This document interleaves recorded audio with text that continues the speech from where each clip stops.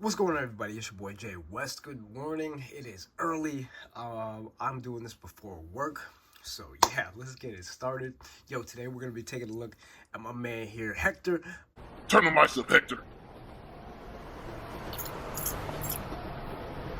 Yeah, I called you Hector. You some, and you Chinese. Gave you a Mexican name. You don't get no respect till you earn it. I mean, Tatsu. Yeah, take a look at Tatsu for all those that who all know who I was referencing with Hector. We're gonna take a look at Tatsu. I'm gonna not be so negative or judgmental about this one, or at least try not to anyway. But I got him in hand. We'll take a look at the packaging. We'll take a look at the figure itself. So right now, let's start off with the packaging. Let's get this guy out of here. Two, because you gotta have two, because you gotta have one for the '90s movie. You gotta have one for Secret of the Use, right? So take a look at this packaging. It's not like the others. In a way, I get it. If they were going from a point of view like, okay, it's kind of special because he was in the '90s movie and he was in Secret of the Use, so we'll give him his own exclusive red and black, like, it's kind of like a metallic looking packaging. There's a nice shine to it. I will say it does look nice. I do like the red and the black because those are like my favorite colors. But the fact that it doesn't go with the '90s Ultimates kind of bothers me a little bit. It just like, it just throws everything off, you know what I mean? And just maybe they should have had something with Secret of the Use on there because he looked the same in both movies. He was in both movies, you know, instead of just having it just Teenage Mutant Ninja Turtle. But whatever, that's just my small, gripes there. Take a look at the side here. Teenage Mutant Ninja Turtles got Tatsu on the side, and there's that Neca logo right there. And then what really throws me off though, it's really lazy. The back of the packaging, it's just really lazy. The only writing on there is the accessories that it comes with, and there's no, bio or anything like that. I don't know, to me, it's just kind of lazy. That's just my opinion. And then on the other side, we got Tatsu with his symbol here, which I believe means demon. And there, you're gonna see that a lot. You're gonna see that on the inside of the packaging too. So what I'll show you with this Tatsu, that insert, you can take that insert out, and you could just have it kind of standing behind him. It's a nice backdrop, actually. I might actually use that as a backdrop. So when you open him up, that's what he looks like on the inside. You got that picture right there of him. He looks kind of like the actor, kind of. In that picture, it looks a little better.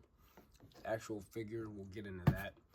It's not bad overall, but I'll get into my likes and dislikes in just a second. So, with that being said, let's take a look at my man Hector. Hit the intro. Check on the rep. Yep, second and none. All right, we have Tatsu outside of the packaging here. Now, as you notice right off the bat, he looks different than your standard Tmnt figures because he's got a lot of soft good accessories. Usually Neca just gives us the molded plastic, and it looks like fabric, right? They do such a good job just sculpting the fabric, and it looks fantastic. With him, I kind of, like I said in previous videos, I understand where they went with it, with the soft goods, because it's like there would be so much plastic, and then when you try to move the arms or move the knees or something, it would just look really clunky. So I forgiven for that. There is a hard plastic piece on the back here. So this is a hard, it's very soft, but it's like a harder plastic, and the part that goes around the belt is hard plastic. Everything else is soft goods. Underneath the legs here, just your standard leg, and then it looks like it's got the foot soldier boots, maybe newly sculpted legs here, unless it's the same legs that came with Oroku Saki and Hamato Yoshi. Not sure, I gotta check on that. Other than that, it looks pretty good. I gotta see how it really fits in with my foot soldiers and stuff like that, and Shredder. So I'll set that up probably sometime later next week for the big move. So moving one last time. This is the big one though. But more on that later. So let's get into articulation with this guy.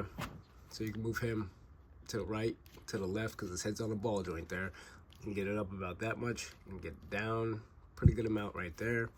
Now the body is on a ball joint. You can move that to the left, to the right. I don't think it swivels left and right though, so you're only gonna have that joint at the torso. Got the arm on the ball joint. This does not hinder articulation, so you can get his arm all the way up like that. You can get it back and forwards with that soft goods. It doesn't get in the way.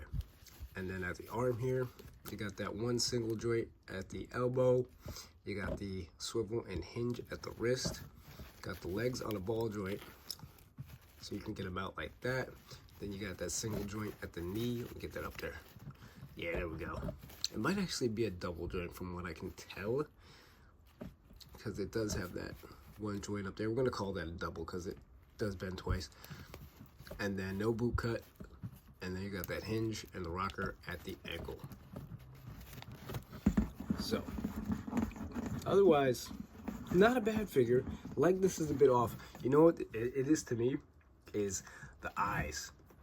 The eyes are off. Like the face, they got the head shape down. The head shape is perfect. Head shape is perfect. I think the hairline and, you know, the bald look, I think they got that down. The mustache is a little off, and the eyes are a little off. Other than that, it's a pretty decent figure. So I don't hate it. It's not the best figure in the line by any means, but it's not the worst. So let's get into some of his accessories here that he comes with. Out the box, he's gonna come with 2 fisticuffs, right? Then he's gonna come with 2 Ninja Vanish hands. Then he comes with, let me see, like his right hands here.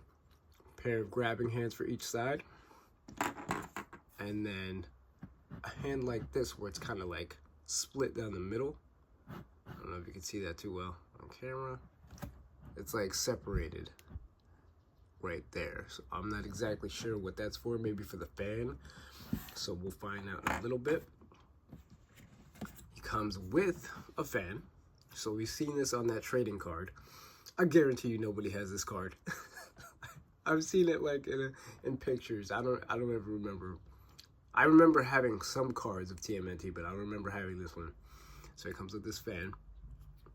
A lot of his accessories is like kind of like stuff we either haven't seen before or stuff they just kind of made up. So that's also where I'm kind of like, so that's where I thought the figure was a fake, man. So got the mask here. So that's a nice touch. You could say that was in the movie. I think this was actually in the movie. And then you have the fan that folds up. I think they really could have did better with the accessories, to be honest. You know what he doesn't come with, though? He doesn't come with a let me see. If I have one to the side here. Should have came with a canister of ooze. But the only thing about this canister of ooze, which I just realized when I was recording a few videos here, no human in this line can hold this canister. The foot soldiers can't hold it. Tatsu can't hold it. Kino can't hold it. I don't know about the shredder though. I gotta check. Only like the turtles can hold it. So they gotta fix that. They gotta give us a hand that can hold that, you know, that canister. Then he comes with a kendo stick. Nicely painted there.